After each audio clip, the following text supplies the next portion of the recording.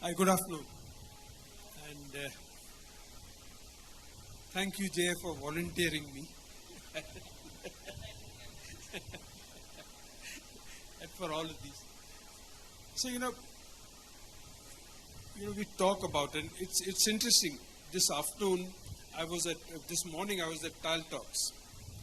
And one of the very senior people from Amazon was chatting with me. I said, you people are doing all these new things in AI, etc., etc. What's your problem? Our single biggest problem is, how do we ensure that the young people who are coming up are capable of understanding all of this? And I said, I'm going there in the afternoon and I'll ask that question too. So we'll find an answer for you.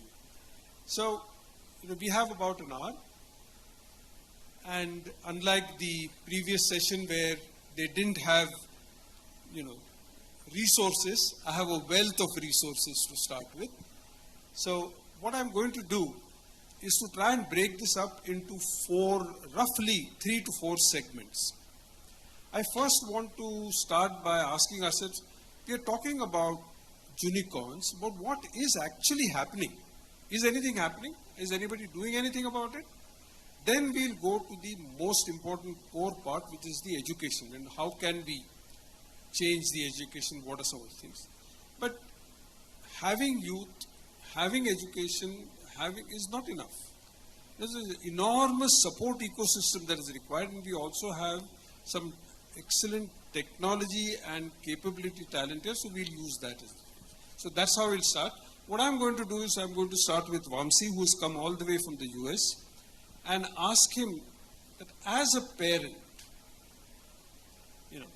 how do you get kids involved into making sure that they actually follow? At one time, all that kids did was, how do I get into Harvard, and therefore how do I do Bharatanatyam and things like that. What do we do now? I'm just waiting for the video. There is one video.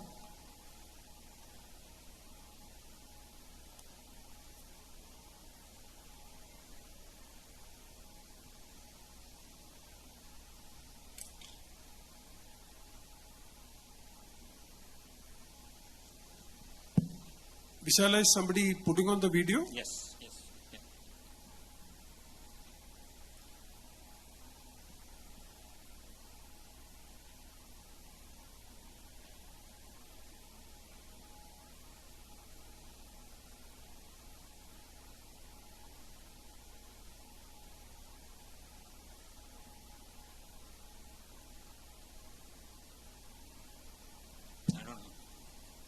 Do you think you want to start with your story, and then when the video comes in, we'll clip the video in? Sure. So basically I thought of doing the other way around.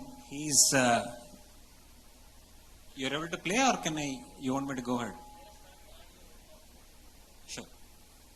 Okay, so basically I thought of doing the other way around, but he's actually my son. Let me give a quick intro of him and then I'll talk. So back in 2019, I think 2018, he came to me and he said that he wants to start his own initiative and he wants to be a founder for his own initiative. I asked him, I think he's like 9 years old at that time. So I asked him, why did you ask me that question? So he saw my name as a founder for my own initiative and he asked me that question. So I told him that you are too young to actually think about all this, and probably will revisit this idea when you are like 15, 16 or something. So he was persistent. He's continuously asking me the same question. He's pushing me. One day he came to me and he asked me, what are you doing with your used batteries? Used batteries. We all get used batteries, right? So I told him that I'm just throwing in the trash. He showed me an article where in California, there was one lithium-ion battery caused a big damage, and the whole recycling plant got burnt. So he showed me that one battery is causing this big issue, and since you are throwing your used batteries in the trash, it is not good actually. So I told him that very good initiative that you are actually thinking. So before even doing that, I asked him to actually talk to few of his friends, and I also took about 20 different friends of mine. So he spoke to all of them. Everyone said that they are not doing anything. So I ended up saying that you can go ahead and you can start, and now tell me what you want me, where do you want me to help? So he said that I want a quick flyer where he can actually go and educate people. He started that way, and for the past 5 years, he now have a team of 850 kids in US. All these kids are actually spreading awareness in their local schools, collecting the batteries. And over the past 5 years, they have recycled over 550,000, which is 5.5 lakhs used batteries. And they have educated over 38 million people about the importance of used batteries. So it became a big initiative. And now, it is still not playing, baby. That's okay. So, and then the other kid, I have my younger one as well. By seeing him, she was like 9 years old. Last year, end of last year, she came to me and said that, Dad, you are only helping Nihal, but you are not doing anything to me. So I said, I'll definitely help you. Why would I not help you? But you tell me what you want to do. So she said that, okay, let me think and let me come back to you. And within 2 days, she came to me and she asked another question. She said that whenever you are going for a shower, you are, do you immediately start taking shower, or are you waiting for 1 to 2 minutes for the hot water to come? So I told, definitely I'll wait for 1 to 2 minutes for the hot water to come, because I don't want to, especially in US, every single person will actually wait for that hot water, 1 to 2 minutes. So she said that, she showed me the stats, that there are millions and millions of people in the world who don't have access to water, and we are actually wasting that 20,000 gallons of water just for nothing, just for waiting for hot water. I immediately got connected again. So I said, okay, what is the solution? So basically she said that probably we have to have an instant water heater in the shower, where the water will actually become instantly hot. I initially liked the idea, and we have actually asked a few of the companies here in India to actually develop a prototype. They came up with the prototype as well, but then again I was hesitant, because obviously you are linking electricity with water. So I was a little hesitant, and I said that probably this will not work out. And then I actually helped her research more, and we found a thing called recirculation pump. So what that recirculation pump do is, it will actually extract the hot, the cold water when the water in the hot water, when the water in the hot pipe. There are 2 types of pipes in your house: hot water pipe and cold water pipe. So when the water in the hot water pipe becomes cold, it will actually extract the water. So I told her that this is definitely something doable, and we searched for the cost. So it is costing about $250. That's it. And when you are spending $1 million and $2 million for a house in US, $250 is nothing. Including installation, probably it will cost $500. So now she has a team of 40 kids within a span of 9 months. And then she created a petition asking the government to make recirculation pumps mandatory across all the households. Because like you are getting tax credits when you are buying electric vehicles, and also like you are getting tax credits when you are installing solar panels, she's requesting the government to give the tax credit when someone installs a recirculation pump. There are, I think, Grundfos, which is the world's largest pump manufacturing company, they came forward to support her. So I'm just giving you the context, and then now I'll tell you as a parent what I did to actually make them successful for the past, both the kids. Yeah, next. Go to the slides.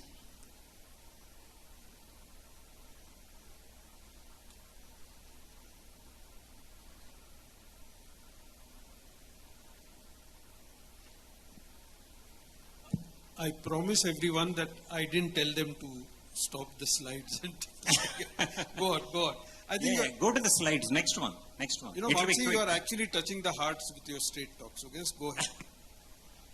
There are few points which I want to highlight basically. So I don't know, maybe some issue with the slide. So basically, what the points that I thought of telling is, as a parent, what I normally do is, I ask the kids to actually go out and actually observe. You have to observe, and you have to come back to me that there is a problem in your school, there is a problem in your house, there is a problem in the world, or something like that. But at the same time, I'll also tell them that they have to come up with a solution, because everyone can come up with problems. So I'll always tell both of them to actually observe outside, come up with the problems, and then come up with the solutions as well. That way, I'll actually help you out in case if that solution is workable, or if you need to do anything, and all that kind of a thing. So all I'm trying to say today is, make sure that the kids are actually going out there and watching, and then whenever someone says something to you, when your kid says, irrespective of the age, That is exactly why the point I heard from one of the public motivational speakers is, irrespective of the age, if your kid wants to do something, try to encourage them rather than discouraging them. I initially discouraged, but later on I realized, and then I started encouraging them, and now I see the the achievements that they have actually done as well. So basically, this is what I am telling. You have to ask the kids to actually come up with the problems. And like I said, both Nihal and Nitya have observed the problems out there, and then they came up with the solutions as well. Next. So, and then the second thing is provide them access to resources and knowledge. Like basically you have to connect, show them good books, give them good mentorship, show them good network. Like last time when I was in Hyderabad, Nihal came to Jay Garu, and he is the one who actually encouraged him a lot, and he is the one who asked me to come and participate in this panel as well. So I'm telling you, the reason why I'm saying this is all the young kids have to participate in such kind of a network and such kind of an event. Even though they don't do anything, they learn so much. Next. Yeah, so again, like I said, I already mentioned this, you have to support their idea and you have to give them the lead. Go next. Thank you. No. Yeah, so they will face the failure. Basically, irrespective of whether they were successful or failure, let them encourage, let them learn from it. Yeah, I think that is all I want to cover today. Thank you so much once again for the opportunity. Thank you. Thank you, Vapsi. So, very often we look outside. We look outside of ourselves and say somebody else must do, government must do, JA must start ISF, etc., etc. But each one of us has a responsibility, and I think that is where the point where I wanted to start, that if we want the next generation to be the kind of people we want them to be, each one of us is responsible for making it. So now that's fine, you live in the US, all of us come from fairly good backgrounds and therefore have access. What about children who don't have that access? So even there are people like Anil who do some amazing work. There is another, okay, why don't you, Anil, I'll let you take over and tell us what work you are doing. Thank you so much, sir, and namaste everyone. So let me break the ice. So for me, ICE is intent, content and environment. So let me take you through this journey of young thinker. And we have these very good formulas for everything, which we teach to students and also to our team. So ICE is basically intent. If we want our students to be entrepreneurs, is that the intent of our schools? Is that the intent of our parents? And fundamentally, what is education and why is education? What we have made in education is basically mere literacy rather than education. If you are a PhD or anything like that, you are literate, yes, but are you educated is the question. When I talk about intent, I talk about creating the mindset in students. Do our students have the right mindset? Intent is also focused on how do we do that? How do we create that intent? If students can believe, then they can do it. So creating role models is very important. When we see in villages, a lot of people told कि यार role model Anil बनाओगे कैसे? And I always focus on unthinkable. भाई क्यों नहीं बना सकते हैं? When we talk about city kids, we talk about entrepreneurship. When we talk about village, we talk about livelihoods. ये भेदभाव क्यों? Why they can't be entrepreneurs? Why only livelihoods?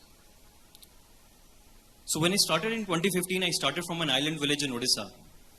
And basically, when I was a kid, I have to go to Bhopal. My father was in CRPF. I got good education. But when I came back to my village, I saw these kind of challenges there. And at that moment, I told कि कुछ तो करना है यहाँ पे. When I was in college, we made Asia's first student rocket. 3 bar fail हो गए. Nobody wanted to invest. Nobody wanted to give funds. I went to the VC, told we want to make a rocket. He asked, हमारे college में we don't have aeronautical branch. From which branch you are? From mechanical, electrical, electronics, सारे guesses हो गए. Can you tell me my branch? civil. And he started laughing like anything. I told Kiar, engineering is mere common sense and why can't we do it? 3 failure launches, went to everyone, just like these shameless guys, went to everyone, emailed to a lot of LinkedIn people, भाई NASA से हो, इसरो से है, who wants to help us? वो बोला कि आपके पास तो लैब नहीं है, क्या है? We went to a garage, we built it there. 3 failures के बाद fourth one was a success. We finally launched it. Limca Book of World Record में we got the name. So when people told me कि you are not from IIT, you are not from NIT, तुम लोग लगे यार किसी college से तो हैं, गवर्नमेंट कॉलेज से हैं उड़ीसा के, कर तो सकते हैं यार, कुछ तो हैं. And that at that point of time, then I believed कि यार if we can't do it, if we can do it, then why can't students in these villages can do it? Went to my village with a tin shed, some scholarship, started with 3 students and build over it. Eventually what happened in 2021, we told ki why can't students, ऐसा क्या Olympics में, we have for sports we have Olympics, for students those who can build something, जो innovation में, उनके लिए वैसा क्या है, सबसे बड़ा चीज क्या है? We told कि NASA does something which is known as NASA Rover Challenge, where they build this rover. और इंडिया में से अंडर 19 टीम में कोई, there is no representation there. Can we build a rover? This was the second unthinkable.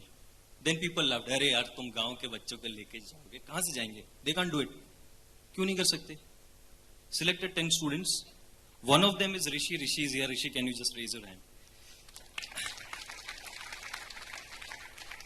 जो बच्चा वहाँ पे mud house में रहता था, वो भी गया है वहाँ पे. They were a part of that team. That was unthinkable because at that point of time, हमारे पास भी laboratories. We don't have laboratories. We got some funding. We got machines from Finland. वहाँ पे setup किया. Within 1 year, the students went through the CAD designing, ideation, prototype किया, build the rover, took it to NASA. अब यकीन नहीं करेंगे, हम सिर्फ participate नहीं करने गए थे वहाँ पे, जीत के आए हैं, world rank 3. So, the thing that I was talking about intent, ये role models create हो गए. Now, if you go to these villages, the students are like, वो तो कर रहा था, मैं तो उसके घर पे गया था, वो भी तो मड हाउस में रहता है, वो तो मेरे जैसे झोपड़ी पट्टी में रहता है, तो मैं क्यों नहीं कर सकता? That is where we started. Second, जब मैं बात करता हूँ content का, content में first thing is, if you have read the stories, our stories are very biased. Once there lived a poor farmer in a village. What is the meaning of that? If you are poor, you are a farmer, and if you are a farmer, you are poor and you are in a village, और तो village में रहोगे मतलब poor हो और farmer हो आप. तो US वाला जो farmer है वो कहाँ रहता है भाई? And that narration is something we have to change. To change the narration is very important in our books. नहीं तो everyone in the village will go out. That's in the mindset. No one will stay. Everyone will go to US. In content, we need to have the relatable content. A lot of people told me that science is very costly. Science is not very costly. With the right intent, we can create the right content. We have a vehicle here. I invite you to come there and see with just 1 rupee, what kind of experiment you can teach to students. ₹1 ka product, you can give it to everyone. How do we provide the right content to student? And third one is environment. ICE, I was talking about breaking the ice. IC हो गया, this is E, environment. The environment में सबसे पहला चीज is, when you go to schools, I've seen schools everywhere in India, government schools if you go, they sit, there are students those who sit in verandas. We don't have the right infrastructure. जब तक infrastructure अच्छा नहीं होगा, they don't feel good, they won't do good. We need to create that infrastructure. In India, 95% of the school don't have STEM labs. 95%. 129 million students don't have the access to STEM labs. And then we talk about entrepreneurship. सपना कहाँ देखेगा वो? What they see, they do. And what they do, they become. तो ये 129 million बच्चों के पास पहुंचेंगे कैसे? We have created a vehicle which is known as TOW, Tinker on Wheels. So what it does is, instead of having a lab in one school, this lab goes to every school. It's a 250 rupees model for teaching every student. We just have to invest around 250 rupees, and each vehicle can impact around 10,000 students every year. And I'm always bold in what I speak. Next, by 2026, my aim is to impact 1 million students, that is 10 lakh students. If 1% student become innovators, that is 10,000 students. Or 0.1% matlab 1,000 bade innovators in next 10 years would be from Young Tinker Foundation. That is what I dream of. And I would like to thank Jay Chaudhary sir. Jay sir he called me 5 days before, told Anil, wo jo event was in Andhra Pradesh, that we want to do it here. Can you bring the TOW vehicle to us? So I was like, acha theek hai, we'll bring from Bhubaneswar, what do we do? That night I thought I'll go to Hyderabad. Next morning, sir, we bought a vehicle. 4 days I was here. In 4 days, ne bola ki yaar ye to naya unthinkable hai. That's a challenge. We have to do it. We partnered with ISF, build that vehicle here. The vehicle is live now here. So thank you so much, everyone. So jo ICE ka jo pedagogy maine bola, we have created very good content where we have this conceptual learning of science, conceptual learning of STEM. Then there is a tinker phase, maker phase, innovator phase, and an entrepreneur phase. So Junicorns mein there are a lot of students there, also from Young Tinker Foundation. Would love if you can go there and talk to students. We have 2 centers in Hyderabad. One is in Touch Orphanage in Mehboob Nagar, where students have built their startup. We basically fund them with a seed grant of 1,000 rupees, and we ask them to build a business around it. You can go and see their products. Today, someone gave them the currency of Kuwait, brought bags, so they were showing me, sir, maine aaj itna kama liya hai. So, businesses jo hai, if you want to make them entrepreneur, don't teach them entrepreneurship. Ask them to build businesses. If you want to teach them problem solving, give them a problem. They will find out a solution for it. Rishi is here. I invited him because he created AI solution to predict pest attack. It actually happens. So he was from Jagatsinghpur district in Bhubaneswar, in Odisha, and he saw pest attack in his village, and because of which he saw suicides. So his problem statement was, isko solve karna hai. He created AI solution which predicts 10 days before it actually happens. He was invited by the Intel CEO Pat Gelsinger, went there, got funded for his startup, and he was like, sir, US chala gaya main. So what I'm trying to say is, 2017 में भी मैं ये चीज आपको बोल रहा था, आप बोलते पागल है. आज भी आप बोल सकते हैं मैं पागल हूँ. But yes, I was able to build more pagals like me. Thank you so much, everyone. Phenomenal. So, this is where we wanted to start. That we are not talking theory. We are talking of what is actually happening on the ground. You read the newspapers, you get depressed with the negativity. When you meet real people, that's when you know the enormous power of optimism in our youth today. So what I'm going to do now is to shift from there to how do we make that happen in our entire education system. I'll start with you, Renuji, then go to you, Shashiji, and then to my good friend Sita. So start. So 3 of you will essentially focus on education and what we need to do.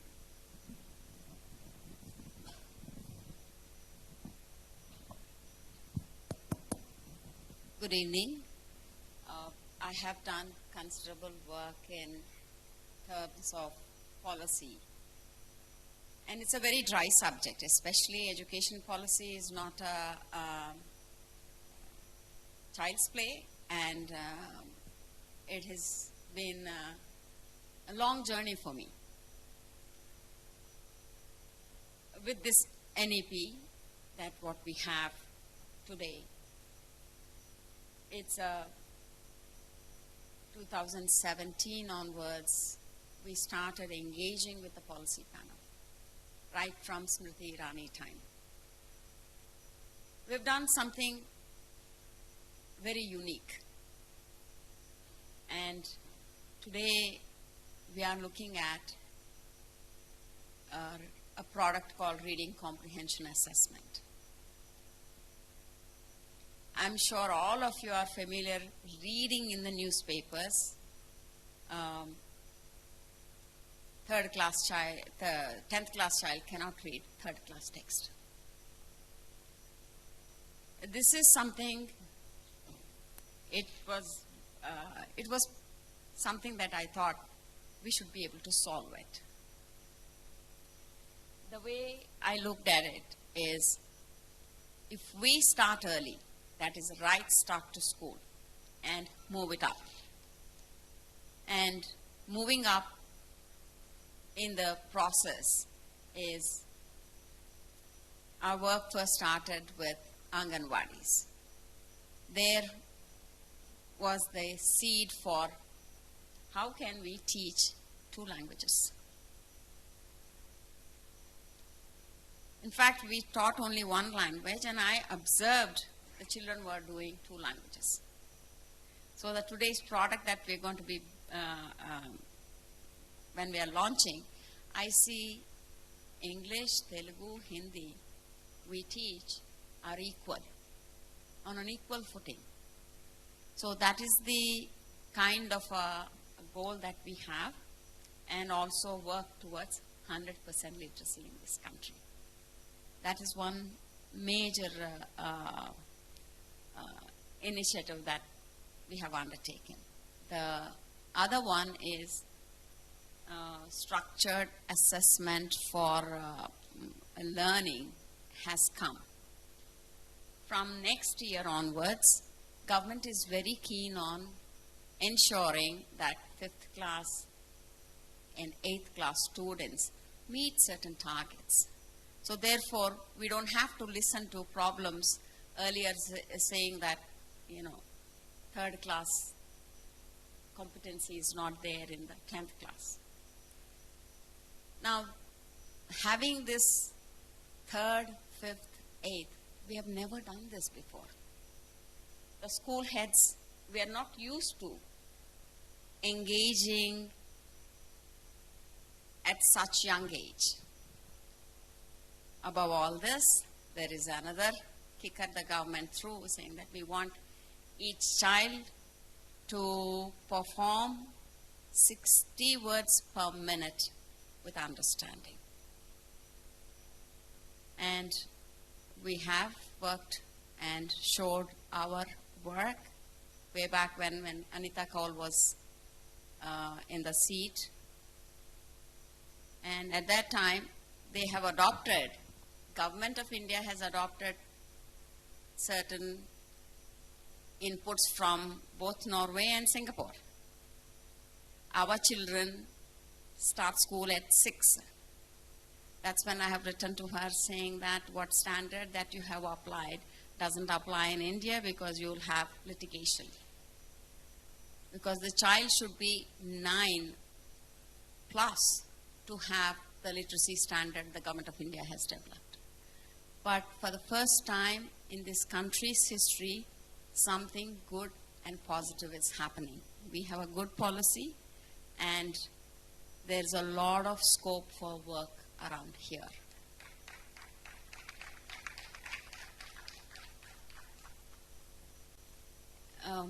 Can you shift the slides, please?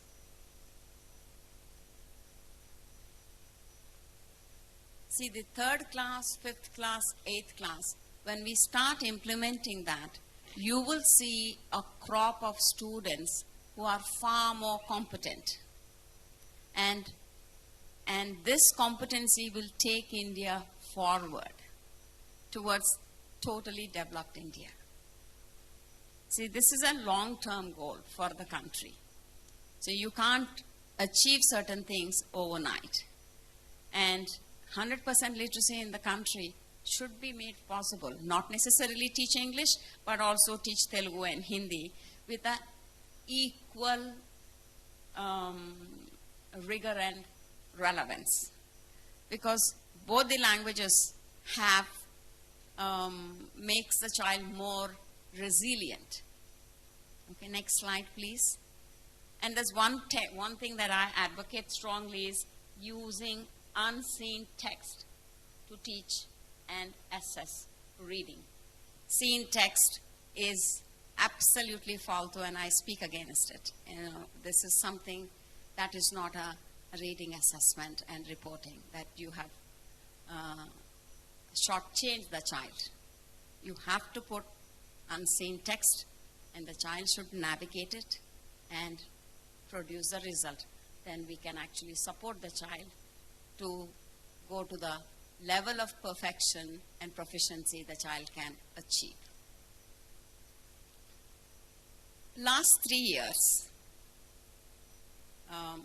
we have seen the scores, especially in 9 and 10, 11 and 12, have fallen down, especially in science and maths. This is because case-based questions were introduced and reasoning assertion questions are introduced. Now I relate very much to what the parent perspective and the young thinker's perspective, because these case-based questions and reasoning assertion questions are very new in the system. So therefore, teachers don't know how to teach, students don't know how to really answer these kind of questions. And this is a major challenge in the school systems in the CBSE, and I'm sure this is similar. State boards have not come this far on case-based questions and reasoning assertion questions, sir. And as long as we don't teach kids these kind of things, it will be difficult. The next slide. Madam, actually we have another program where the awards program is there, and we need to cut short Yes. the discussion. I request all the panelists to restrict your discussion around how do we make kids to think like an entrepreneur, act like an entrepreneur, and become an entrepreneur.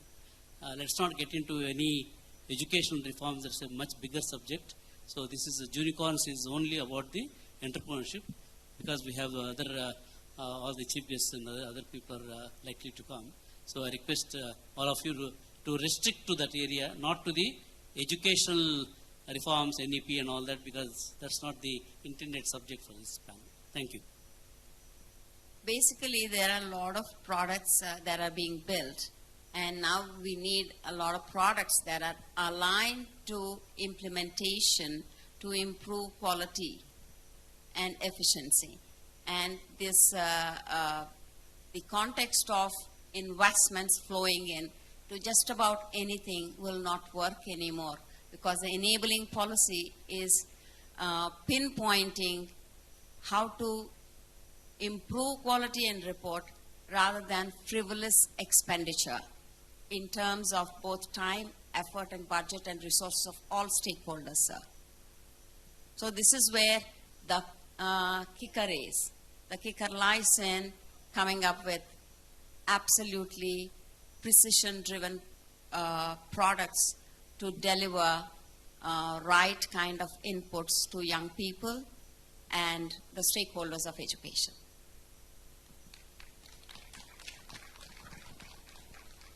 Hello, everyone. So what I want to say actually kind of piggybacks on what Anil said and what Vamsi said. So my background is education, and from US and India. So I've been working now in India. And currently I'm working on creating curriculum. So I'm into content, and I'm working on creating curriculum for grades K to 10 in AI/ML, nanotechnology, genetic engineering, coding, robotics, biomimicry, programming, all of these things that are coming up now and everybody wants to know about it. So when I was asked to do that, my first question to myself philosophically was, what do kids actually need? Do they need this? And at what age do they need this? And how should they be learning this? So I've been like trying to create a curriculum where it is more student run, where I'm empowering the student to actually run the curriculum by themselves, and the teacher is being a facilitator who will help the students. But before that, as I was writing that, I realized there's something that is far more important than that, which is life skills. I want to make sure that the students can dream. Can they be given that motivation and that power to think that, yes, I can do this. I can be, one of these startup people who made and sold a 100 million company. Can I do that?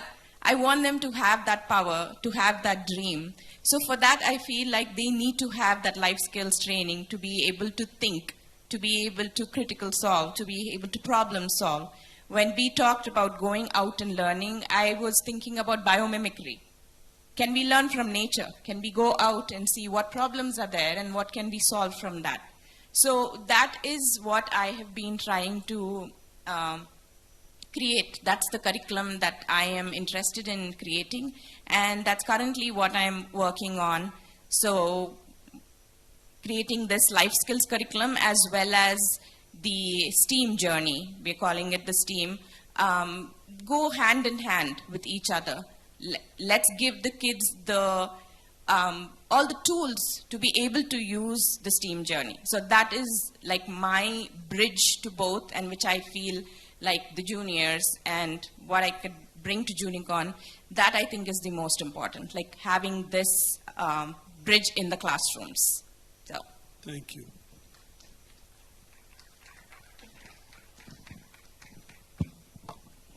Okay, so I think I'll take you back to a little history of entrepreneurial education in India. This I was reading while I was reading a research journal by a professor from University of Newcastle. He wrote a book called The Beautiful Tree. Beautiful trees are schools that existed in every village before colonialism happened to India.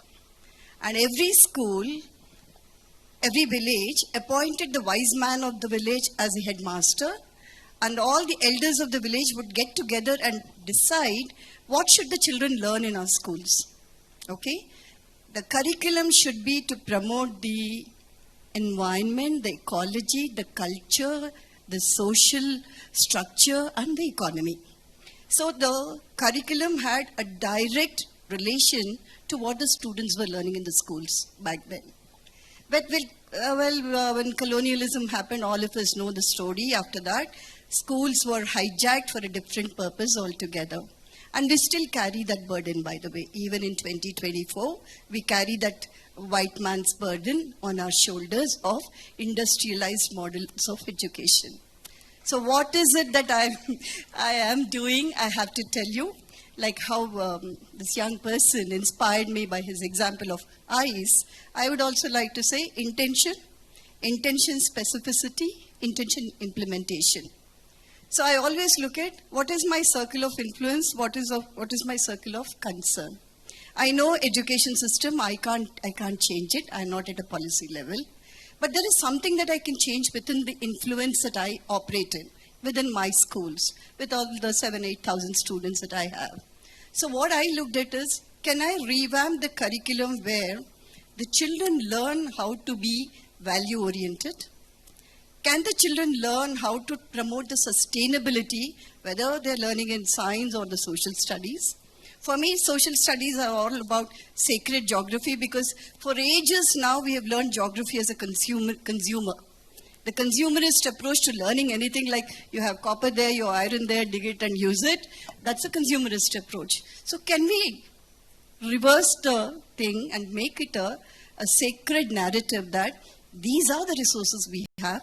Can we make something out of these resources while focusing on the sustainability? So when I say, what can schools do to build an entrepreneurial environment? To be honest, from the time I came here, I only see an ecosystem of inspiration.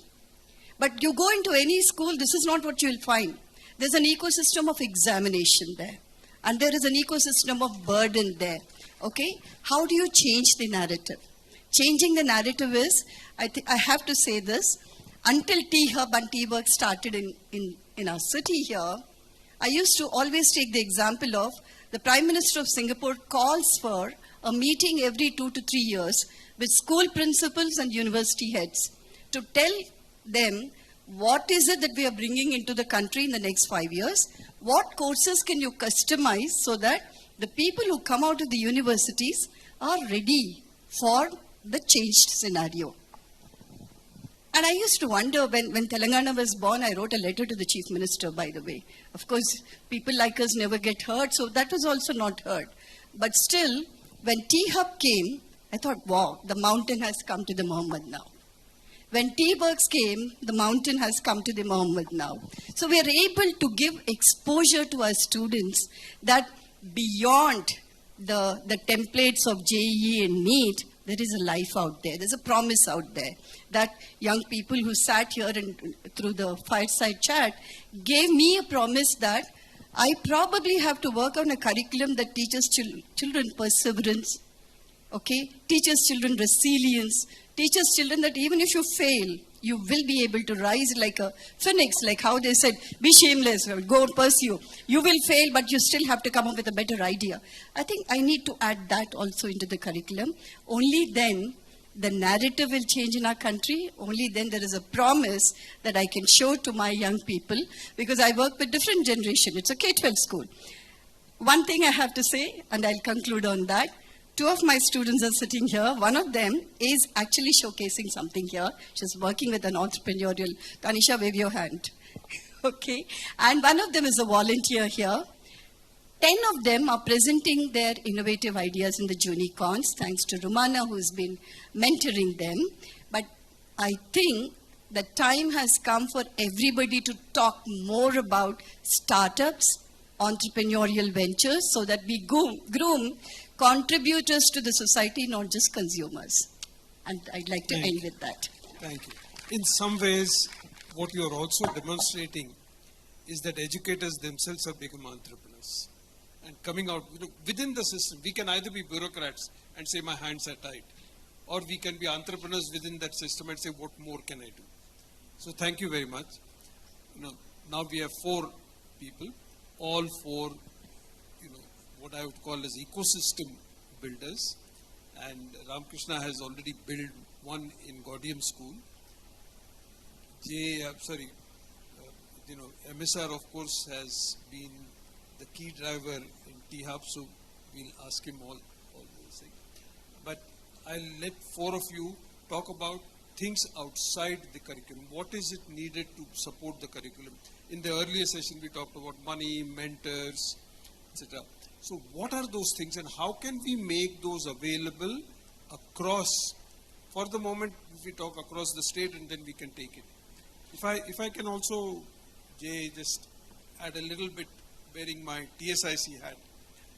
We as a state have now got approval and funding, most important, to start with one school in at least each assembly district. So 119 schools and 200 colleges working with YHub, TSIC, T-Works, etc. to actually set up capability. But all of that is fine as infrastructure. In India, we tend to focus on infrastructure. What I want is, what is the intellectual infrastructure that is going to be required to support it? So over to 4 of you. Thank you, sir. Good evening. I'm actually sitting in the middle because 25 years of my experience has been on IT side, and now on my entrepreneurial journey, and one of the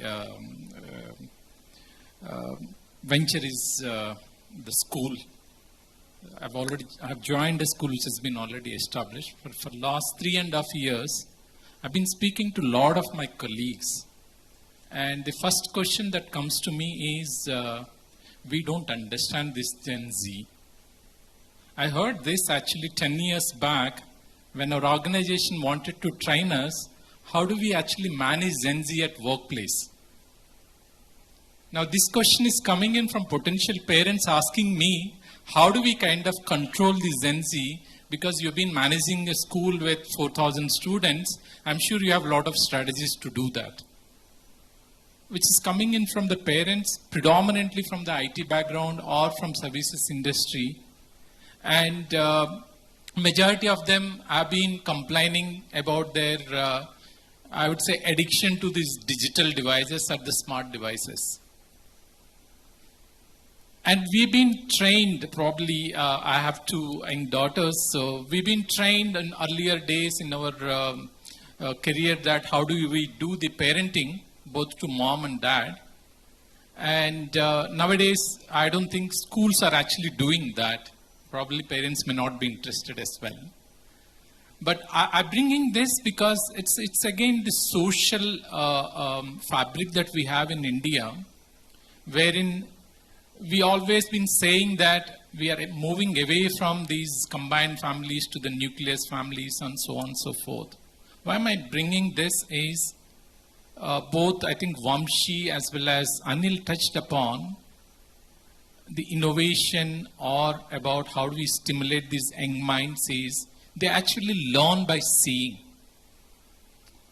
And when we do this, we look at all these software engineers, because I'm from that industry.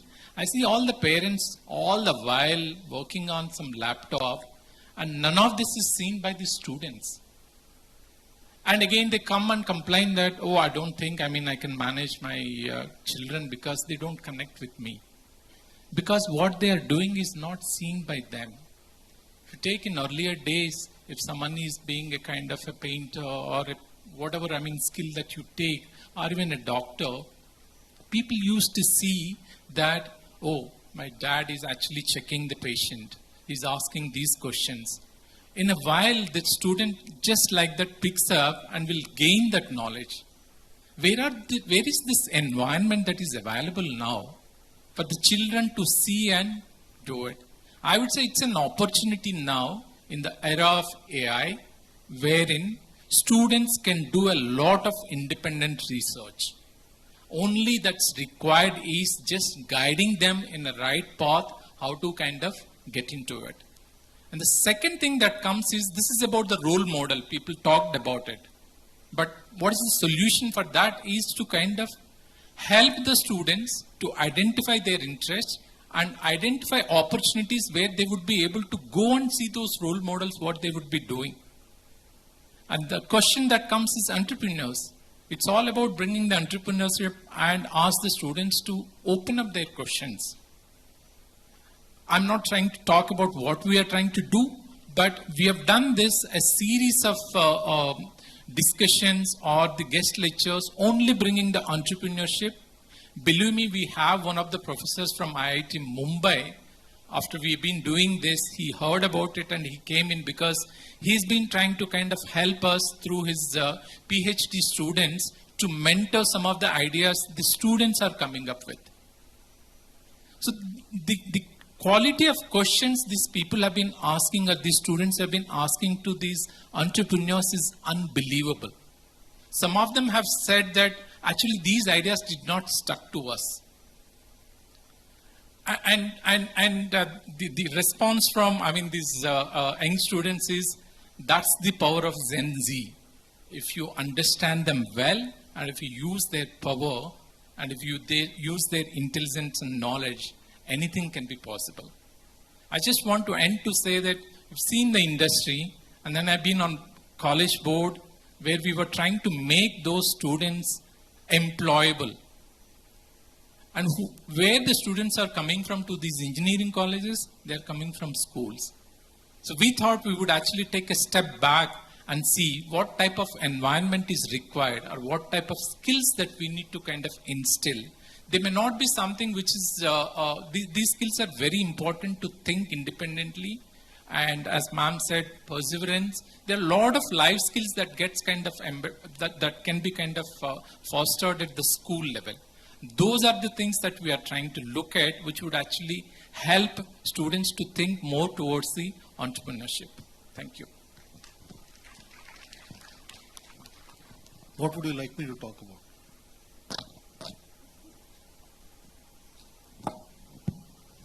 I think we have built an enormous support ecosystem. We all know that having ideas is only the beginning. Getting them to maybe TRL level 3, 4, at least proof of concept, it's what is it. But how do you really take them scale up? And what is really required for this to happen, not to 10 or 100, but to thousands? And I think to some extent, T-Hub was our attempt to do that. So if we now expand that and say, let's also include school children, what is it that we'll require? Sure. So I'll first build on some points which I think Vamshi made and Anil made and all that. So I think so fundamentally, right? Maybe just to also add what Sita Garu said. So fundamentally, I think education should first instill in young people curiosity, critical thinking, creative thinking, collaboration and communication, right? So I'm going to start with a story about what we are doing, for example, in colleges. So we've started a program called Kickstart, currently running it at about 8 colleges. So what's happened now, I think ma'am referred to the NEP, right? And I think we have, I think, a large number of colleges here.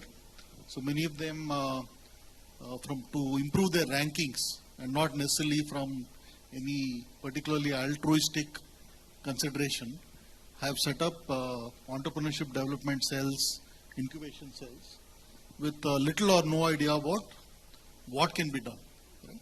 So we started a program, we are currently running it at about 7 or 8 colleges, where what we are doing is typically what we did some, obviously some background research, etc. We said the time when you can work with students, particularly those in engineering, is between the second year first semester to the third year first, sometimes the third year second semester, right?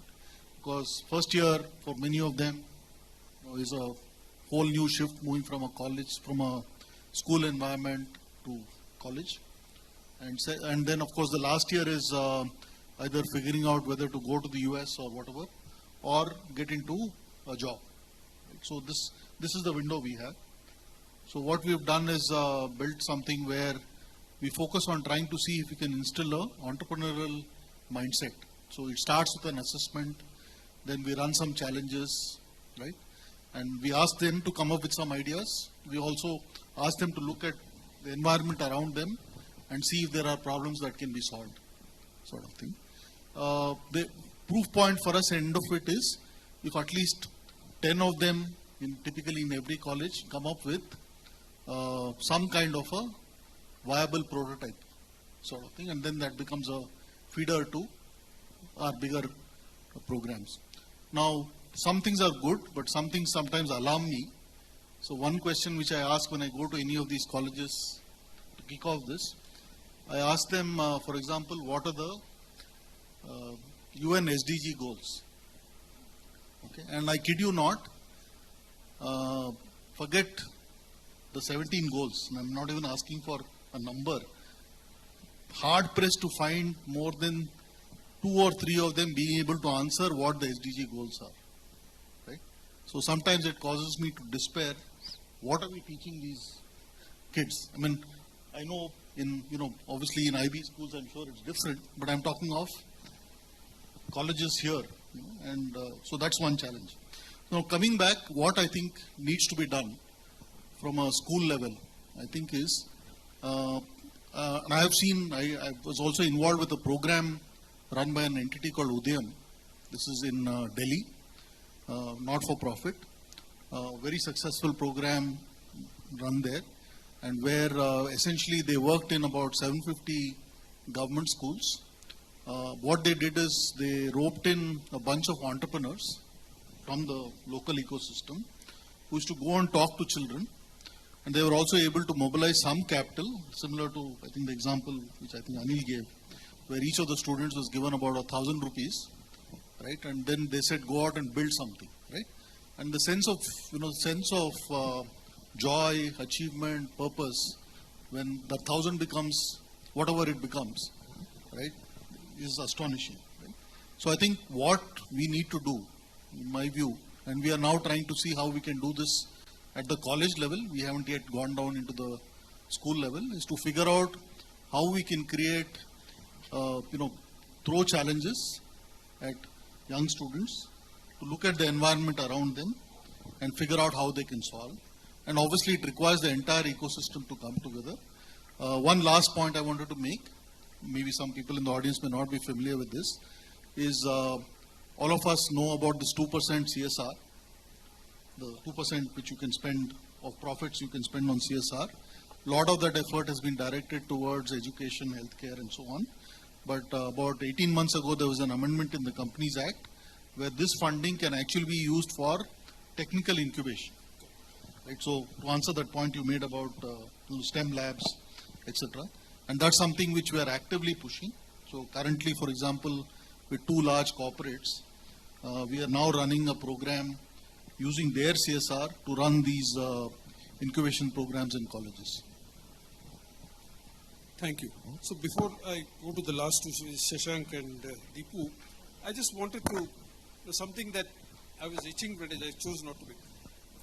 By the way, in way back in 2012, when, if you recollect, there was criticism that we are not producing engineers who are good for the industry, we started, from ISB, we had created a technology entrepreneurship program. And many of those, and this thing, Kaundinya of the thing is a product of that thing.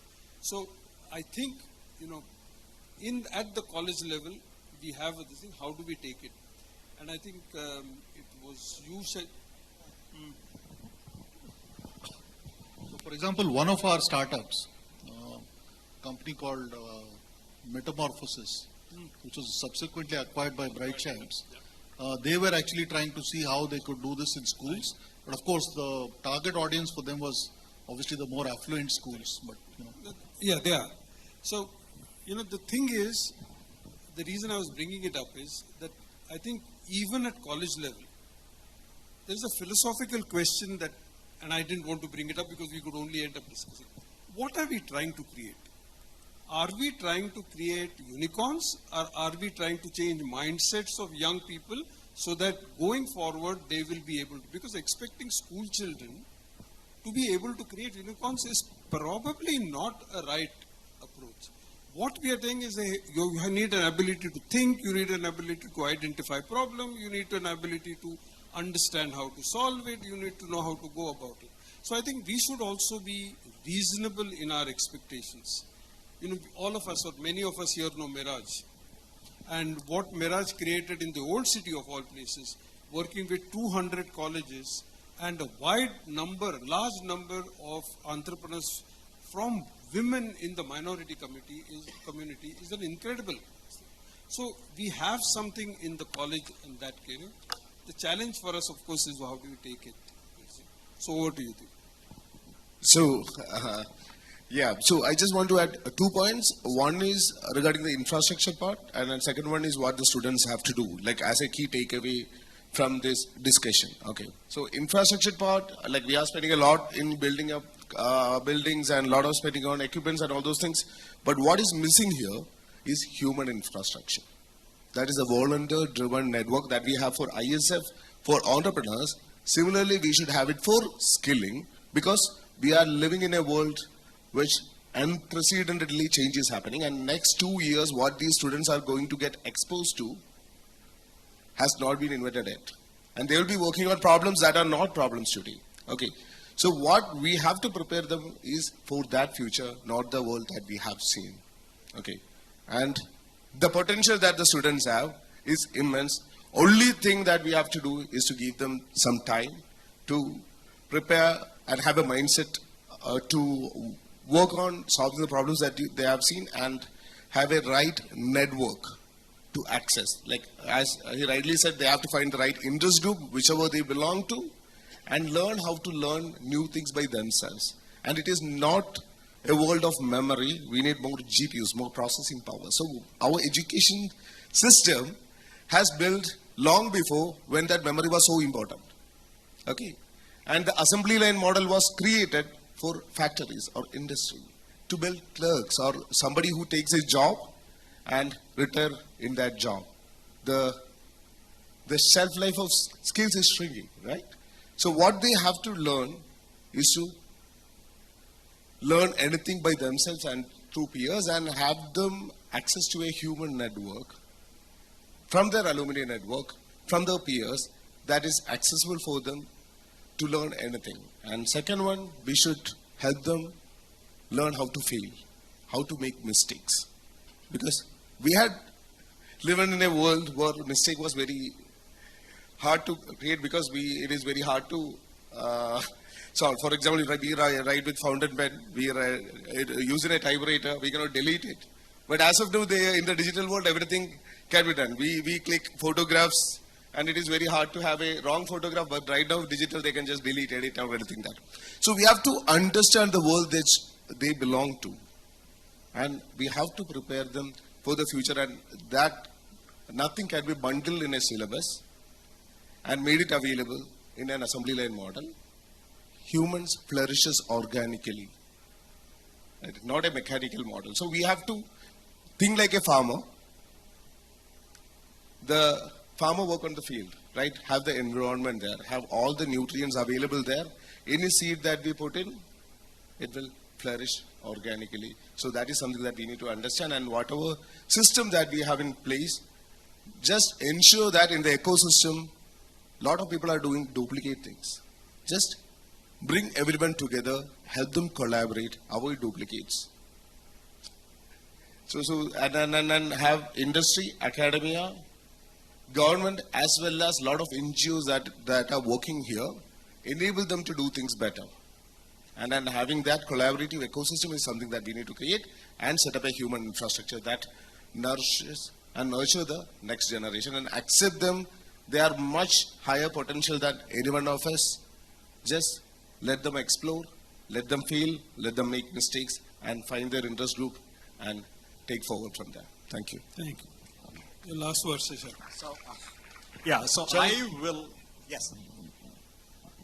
Okay. So he just want me to explain what I have done in Kerala. So I represent the IT community in Kerala. I am the founder of FIRE, as well as I represent around 280 plus IT companies in the state. Okay. So what happened there is like people, they made me the academy and technology focus group convener as the interface to the academia and to the government to work in policies and as well as on bridging the skill gap. So I just did not want to duplicate anything. So I just took a stock of everything that is available there. A lot of people are putting a lot of effort. So I just brought them together and asked them to work together in a collaborative manner. So I brought a unified ID for skilling, just like a UPI ID for payment. We have something called MIO ID and a unified currency that the companies accept as the currency for skilling called Karma. Okay. Very good.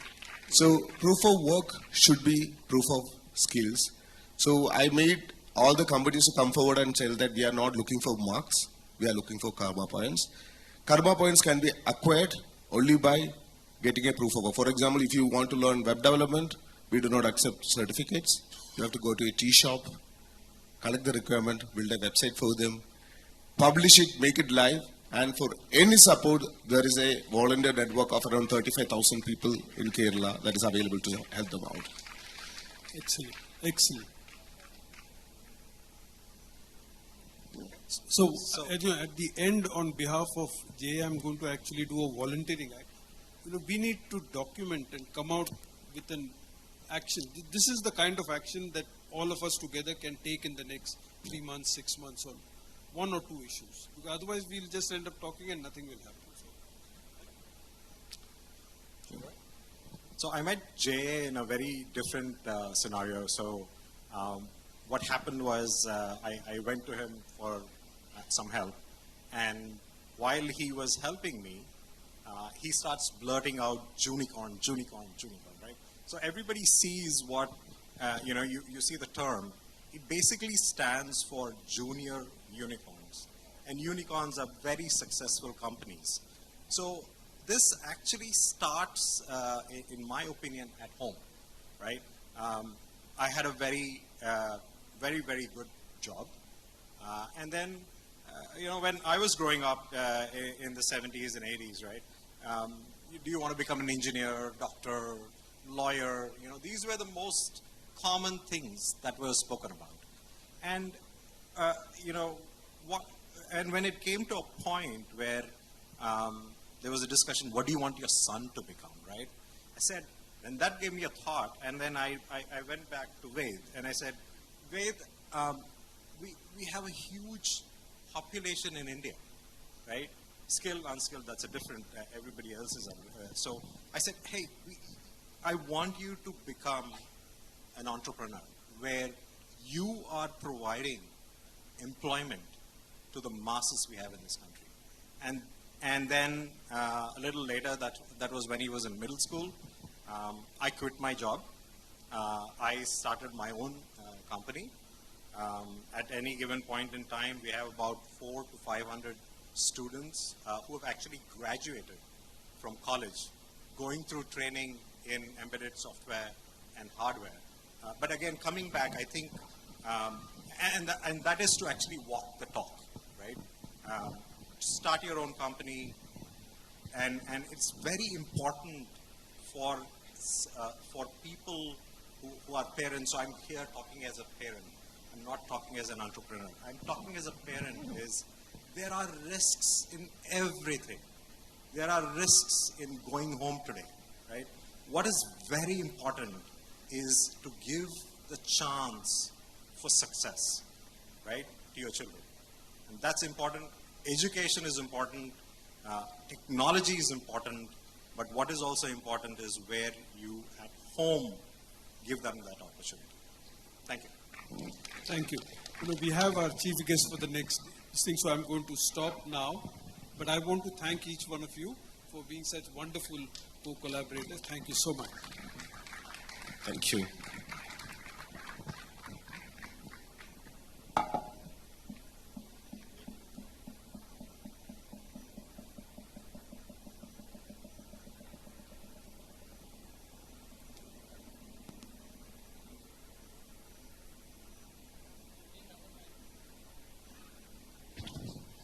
Hello.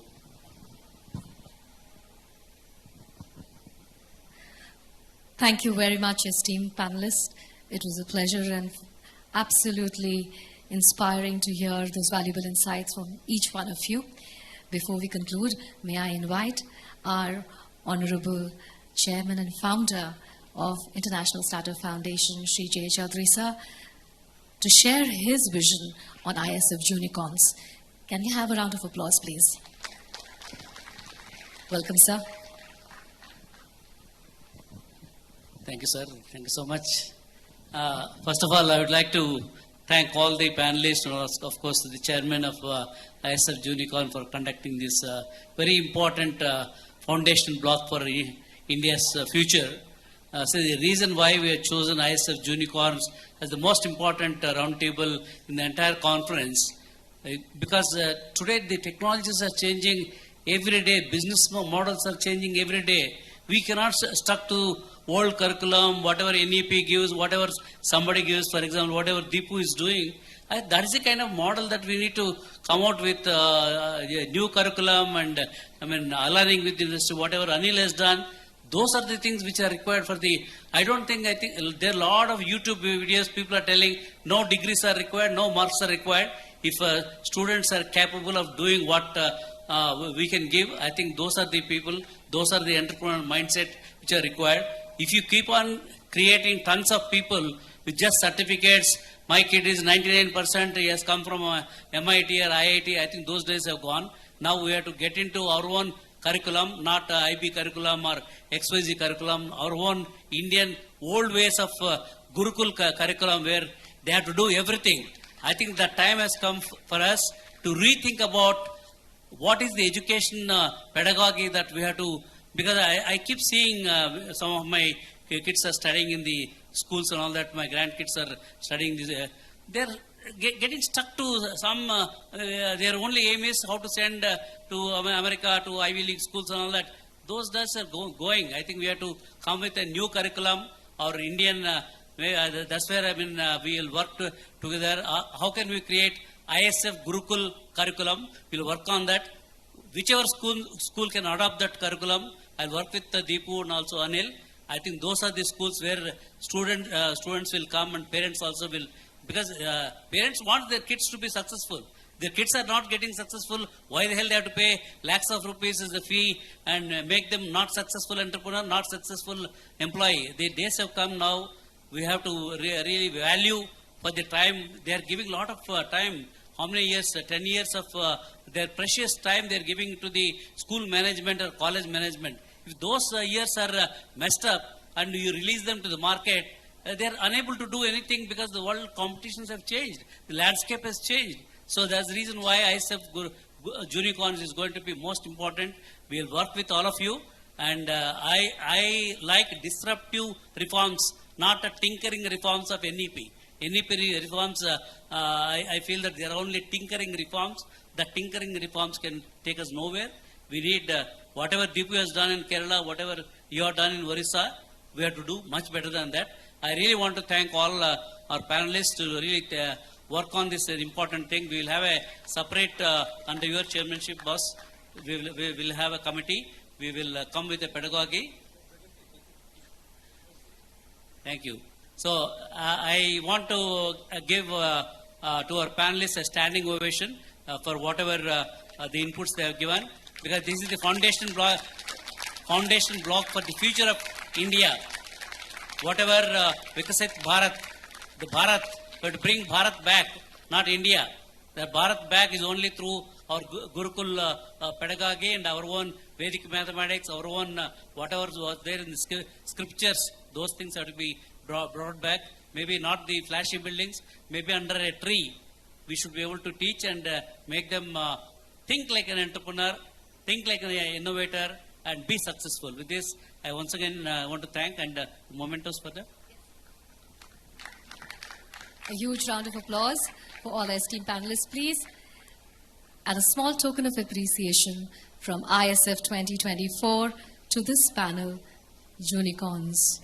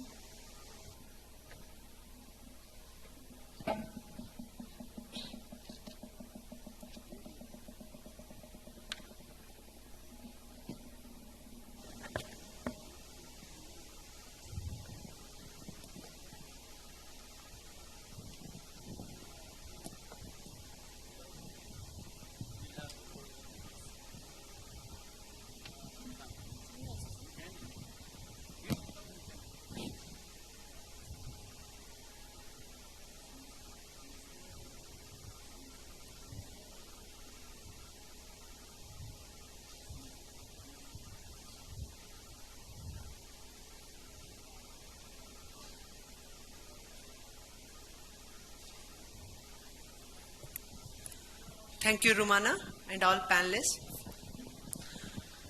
And I request all of you to go to the exhibition stall where our ISF Junicorns have got amazing ideas, some of them entrepreneurial ideas. They're all waiting for you. You have to go and encourage them as soon as the next session is over. I request either today evening or whatever tomorrow time you have, you should go and encourage them, inspire them. Those are all waiting for you to... Yeah. So we have a break now, and we are going to start some entertainment program. So in this break, I request all of you to go to the stall, go to the particularly ISF Junicorn stall, encourage those young kids. Thank you. thank you, Jay Garu.